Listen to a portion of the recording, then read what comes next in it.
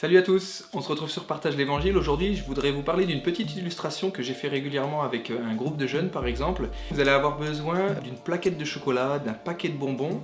Donc moi par exemple, j'ai pris une plaquette de chocolat et en fait ce qu'il faut faire, c'est vous allez l'emballer de sorte à ce qu'on ne sente pas ce qu'il y a à l'intérieur. Peut-être un bout d'aluminium, un morceau de carton et puis après vous l'emballez au-dessus avec une feuille, faire comme si c'était un petit cadeau, etc. même si vous voulez. Et en fait le jeu va se passer sur le principe de la chaise musicale. Vous allez présenter ce paquet comme quelque chose de désagréable, un défi que les gens vont devoir réaliser devant tout le monde. Après, vous allez donner ce paquet à quelqu'un, et donc vous allez démarrer la musique, et quand la musique s'arrête, la personne qui a le paquet va devoir réaliser, soi-disant, ce défi. Alors, ce que je fais souvent, c'est que la première fois, je dis, bon, bah là c'était un coup pour du beurre. Donc comme ça, ouf, sauvé, la personne, elle est contente, c'est pas elle. Je le fais une deuxième fois, comme ça fait durer un peu le truc. Je le fais une deuxième fois, et cette fois-ci je dis ah bah maintenant t'as le droit de le donner à quelqu'un. Comme ça montre vraiment le fait qu'on n'en veuille pas et que les gens ils préfèrent s'en débarrasser quoi. Et puis troisième fois je dis allez là c'est bon, cette fois-ci c'est vraiment pour du vrai, celui qui là va devoir réaliser cette tâche difficile devant tout le monde. Hop, troisième fois on coupe la musique, la personne qui a le paquet l'ouvre. Quand elle l'ouvre, elle se rend compte que la tâche n'était pas compliquée, c'est quelque chose qui est bon, qui est agréable, qui est doux en fait, qui est quelque chose d'agréable à manger. Après je donne un enseignement sur cette petite illustration.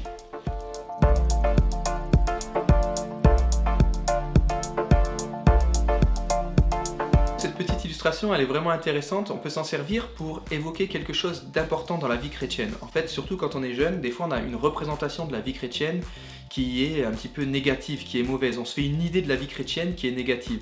C'est pour casser ce mythe un peu de la vie chrétienne. Simplement, on explique que voilà, il y a des fois des choses qu'on ne connaît pas, qui nous semblent compliquées, difficiles ou pas intéressantes, et qu'en fait, une fois qu'on les ouvre, qu'on les découvre, on se rend compte qu'en fait ces choses sont bonnes, qu'elles sont agréables.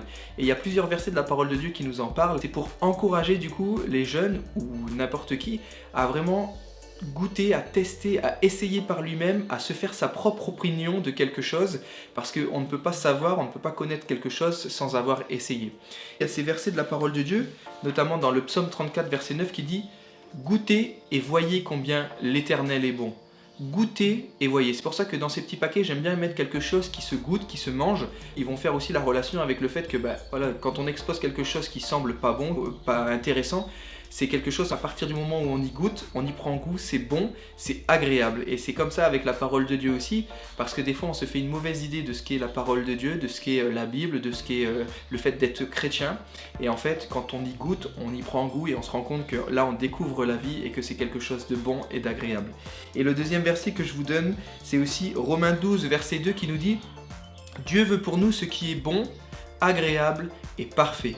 Partagez ça avec un groupe de jeunes ou des personnes qui ne connaissent pas encore l'évangile et qui seront des a priori peut-être sur ce que peut être la vie d'un chrétien, et vous verrez que ça va les impacter et ça va les toucher.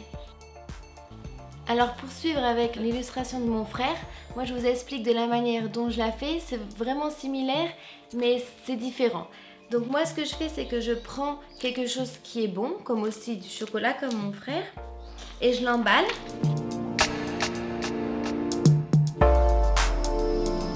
Et sur ma plaquette de chocolat que j'ai emballée, j'écris que c'est du poison.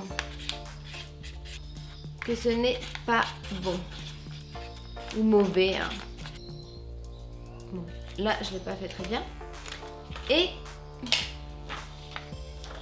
j'en fais une autre avec mon poison que j'emballe aussi. Bon, pour la vidéo, je l'ai fait rapidement, mais chez vous, faites un meilleur emballage que le mien. Le poison, j'écris que c'est très bon. Et ce que je vais faire tourner les paquets et je vais vraiment dire à la personne, vraiment leur faire comprendre que c'est mieux qu'il tombe sur la chose qui est bonne, parce que la chose qui est pas bonne, je préfère pas la manger moi parce que ça va être difficile. Et du coup il tourne, et quand la musique elle s'arrête, voilà, la personne a le paquet et il la déballe. Et là, à ce moment, il comprend pas parce que la personne, elle est super contente. Elle a la chose qui est censée être très bonne et le défi qu'elle va devoir manger, la chose très bonne. Et en fait, elle l'ouvre et elle voit que c'est du poison. Et elle ne comprend pas. Et la deuxième personne qui tombe sur la chose qui est censée être mauvaise, elle le déballe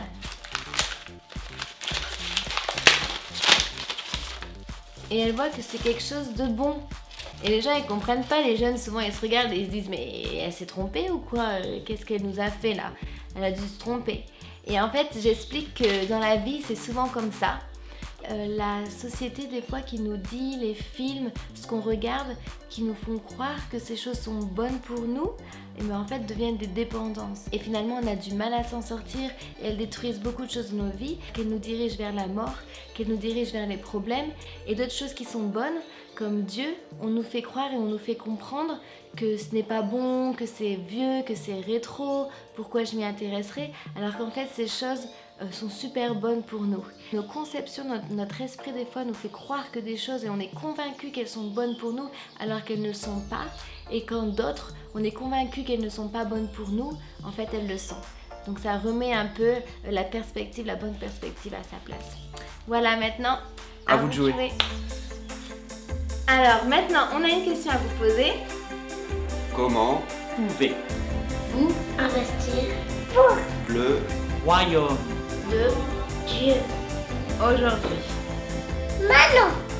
À vous de jouer.